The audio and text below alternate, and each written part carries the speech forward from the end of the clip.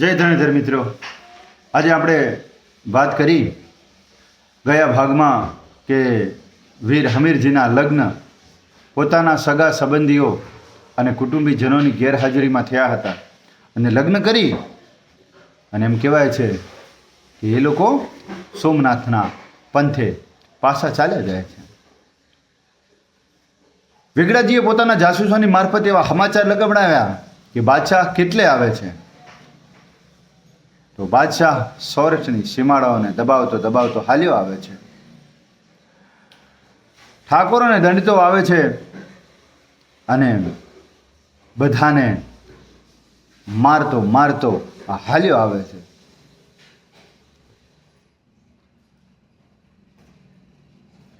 જ્યારે આ બાજુ હમીરજી અને વેગડાજી અને બીજા શૂરવીરો સોમનાથના પ્રાંગણમાં વાટ જોઈ રહ્યા છે. પૂજારીઓ અને પ્રભાસ પાટણના નગરજનો એ સાબદા બનીને બધા ઊભા છે, રાહ જોઈ રહ્યા છે કે ક્યારે આવે અને ક્યારે બધાને વીંખી નાખીએ. સોમનાથને રોળી નાખવું હતું તેને સમાચાર મળી ગયા કે માથા ફરેલા સામનો તો કરશે. એને એમ થયું બાદશાહને કે માથા ફરેલા અમુક માણસો મારો સામનો તો જરૂર કરશે, પણ એને એના ઉપર એટલો અહમ ચડી ગયો હતો કે એ કોઈનો હવે માને એમ ન હતો. જ્યારે અહીંયા વેગડાજી પોતાનો પડાવ સોમનાથના મંદિરની બહાર રહેલો છે, પ્રભાસ પાટણ અને સોમનાથ હમીરજીએ સંભાળેલા છે.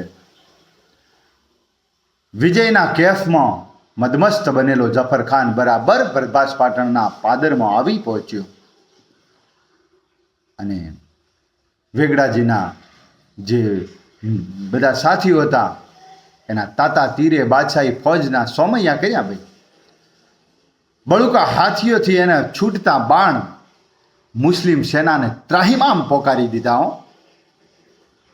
એક બાજુ દેવાલયને તોડવું એવું પ્રબળનું જુનૂન છે, તો બીજી તરફ મંદિરને બચાવવાનો અજબ જિજ્ઞાસા છે.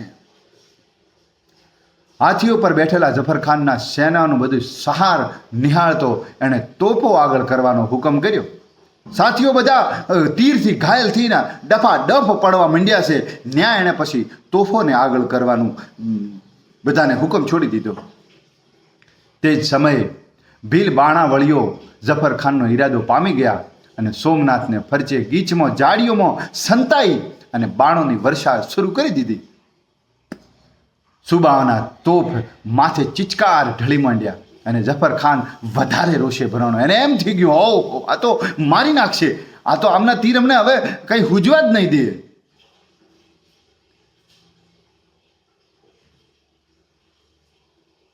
તોપચીઓ મરતા બીજી હરોળ આગળ કરી અને ભીલ સૈનિકોએ સંખ્યા ઓછી થવા લાગી. ધીરે ધીરે ધીરે ધીરે ધીરે ધીરે જે વેગડા ભીલના જે સાથીઓ હતા એ ધીરે ધીરે ઓછા થવા લાગ્યા. જફરખાનને તેના સરદારને હાથીની માથે આગળ કરી અને વેગડાજી સાથે યુદ્ધ કરવા લાગ્યો. ભાઈ તાલીમ પામેલા હાથીઓએ વેગડાજીને સૂંઢમાં લીધા અને એવો ઘા કર્યો કે વેગડાજીનું ત્યાં જ મરણ થઈ ગયું. વેગડાજીનું મરણ થતાં આઘાત લાગવા લાગ્યો બધાને. પણ બીજી બાજુ અહીંયા હમીરજી સોમનાથ અને પાટણનું રક્ષણ કરી રહ્યા છે. વેગડાજી શહીદ થતાં આજે જફરખાનના સૈન્યને સોમનાથના ગઢ માથે હલ્લો કર્યો. સામે હમીરજીના પણ બધા સાવજ હતા. સળગતા તીર તથા માથે પથ્થરના ગોળા રગડતા મૂક્યા અને ગઢ પાસે પહોંચી આવેલા સૈનિકોની માથે ઉકળતા તેલ રેડી દીધો. આમ પ્રથમ હલ્લો પાછો પાડ્યો. સાંજ પડી ગઈ, મંદિરની આરતી થઈ અને તે જ સમયે હમીરજીએ બધા મિત્રોને બધા યોદ્ધાઓને ભેગા કર્યા અને સમૂહ રચ્યો અને બધાને ભેગા કરી અને એક વ્યૂહ બનાવ્યું. જફરખાને સોમનાથને ત્રણેય બાજુથી ઘેરી લીધું હતું અને ચોથી બાજુ તો સમુદ્ર હતો. બીજા દિવસે સવાર પડી અને હમીરજી અને તેમના સૈનિકો ઘોડા ઉપર સવાર થઈ અને દુશ્મનને હાથીને ભાલા વડે ત્રાહિમામ પોકારી દીધા. એકબીજાના ભાલા લઈ પરા અને દુશ્મનોની ફોજ પર તૂટી પડ્યા, જેથી જફર ખાનનું જે સૈન્ય હતું એ હચમચી ગયું અને જફર ખાનને અંદર પ્રવેશ કરવા માટે કોઈ હુજવા જ ના દીધું. અને જ્યાં આગળ જે ગઢના પાયાની અંદર સુરંગ ખોદાવી હતી તેમાં હમીરજીએ પાણી રેડાવી દીધું અને એ નકામી બનાવી દીધી. આમ યુદ્ધને લગાતાર 9 દિવસ સુધી ચલાવ્યું. 9 દિવસ પૂરા થઈ ગયા અને સોમનાથના ગઢની સામે 9 દિવસે જફર ખાનનું સૈન્ય સામનો કરતા હમીરજી પાસે હવે અમુક ચુનિંદા શૂરવીરો બચ્યા હતા. એમની જોડે હવે વધારે સૈન્ય રહ્યું ન હતું, પણ માથા ફરેલા અને ઝાટકે દુશ્મનનું મોત કરવા વાળા અમુક જ યોદ્ધાઓ હજી એમને બચ્યા હતા. સોમનાથને તૂટતું બચાવવા હમીરજીએ આગેવાનીમાં આવેલા તમામ શૂરવીરોને એકઠા કર્યા અને 9મા દિવસની રાત્રે હમીરજીએ યુદ્ધનો વ્યૂહ સજાવ્યો અને સવારના પહોરમાં સૂર્યનારાયણને આકાશમાં રમવા નીકળે કે તરત જ ગઢના દરવાજા બધા ખુલ્લા મૂકી દેવા અને કેસરિયા કરી લેવા. થઈ જાય સૌ સાબદા, એમ હમીરજી બોલતા તો હર હર મહાદેવના ઘોષ ગુજ્યા અને આખી રાત કોઈ સૂતા નથી. સોમનાથના મંદિરમાં મોતને મીઠું કરવા આજે અબીલ ગુલાલ ઉડાડ્યા છે. મરણિયા વીરો શંકર દાદાને પણ તે રાત્રે સુવા નહોતા દીધા. શંકર દાદાને પણ એમ થયું હતું કે ઓહો,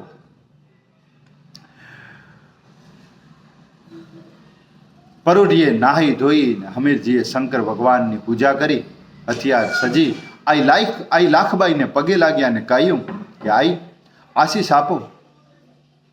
કાનો કાન મોતના મીઠા ગીતો સંભળાવવાની વેળા હવે આવી ગઈ છે. પટાંગણમાં ઘડીક સુનકાર ફેલાઈ ગયો. પડથારે બેસેલી માળા ફેરવતી આઈ બોલ્યા, ધન્ય વીરા, ધન્ય તને. સોરઠની પડેલી મરદાનગીને આજે પાણી રાખ્યું છે. સોરઠની મરવા પડેલી મરદાનગીને આજે તે પાણી રાખ્યું છે મારા વીરા. અને ગાયું કે વેલો વેલો થાજે વીર, આજે સખાતે સોમૈયા તણી, પણ હિલોળવા હમીર એવી ભાલાની એણીએ ભીમાઓ, પણ માથે મૂંગી પર ખરું અને મોસાળ વસાવીશ. આ તો સોમૈયાને શીશ આપ્યું હેવા અરઠી લાના ધણી. 10મા દિવસની સવારમાં જેવા સૂરજનારાયણનું આગમન થયું કે ગઢના દરવાજા બધા ખુલ્લા મૂકી દીધા અને હમીરજીએ સાથી યોદ્ધાઓને જફર ખાનની ફોજ સાથે ત્રાટક્યા ભાઈઓ.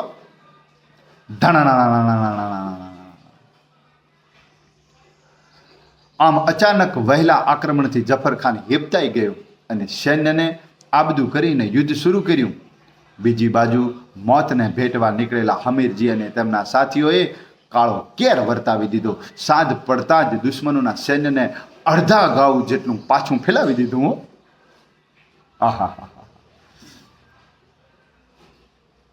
અને તે દિવસનું યુદ્ધ બંધ થયું.